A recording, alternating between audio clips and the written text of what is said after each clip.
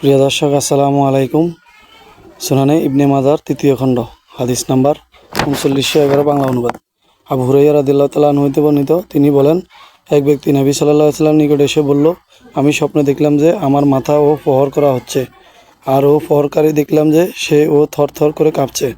রাসূল সাল্লাল্লাহু আলাইহি ওয়াসাল্লাম বললেন, শয়তান তোমাদের ও কারোর সাথে তামাশা করে যাতে সে ও ভয় পায়, অতঃপর সে সকালবেলা সেই ও লোকের নিকট যে তা ও বলে বেড়ায়। হাদিসটি তাকিক সহি আহমদ, হাদিসটি 8545 রয়েছে। সহি আবি দাউদ কিতাবে হাদিসটি 2453 নম্বর রয়েছে। প্রিয় দর্শক, আসসালামু আলাইকুম। সুনানে ইবনে মাজার তৃতীয় খণ্ড, হাদিস নাম্বার 3912, বাংলা অনুবাদ।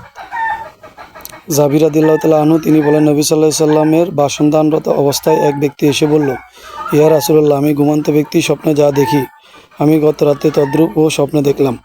আমার ঘাড়ে ও আঘাত করার ফলে আমার মাথা বিচ্ছিন্ন হয়ে পড়ে গেল। আমি ও সেটি অনুসরণ করে তাও ধরে ফেললাম এবং পুনরায় তা ঘাড়ে স্থাপন করলাম। রাসূল সাল্লাল্লাহু আলাইহি সাল্লাম বলেন, ঘুমের মধ্যে তোমাদের কারো সাথে শয়তানে ও খেলা করে, সে যেন তার লোকদের কাছে ও না বলে। প্রিয় দর্শক, আসসালামু আলাইকুম। সুনানে ইবনে মাজার তৃতীয় খণ্ড, হাদিস নাম্বার 3913, বাংলা অনুবাদ।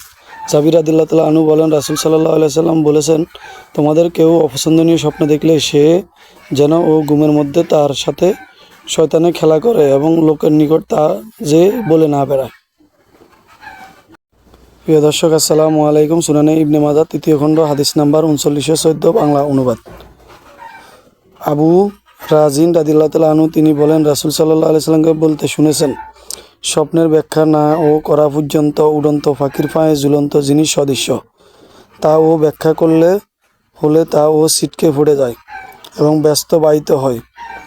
তিনি ও আরও বলেন, স্বপ্ন হচ্ছে নবুয়তের 46 ভাগের 1 ভাগ।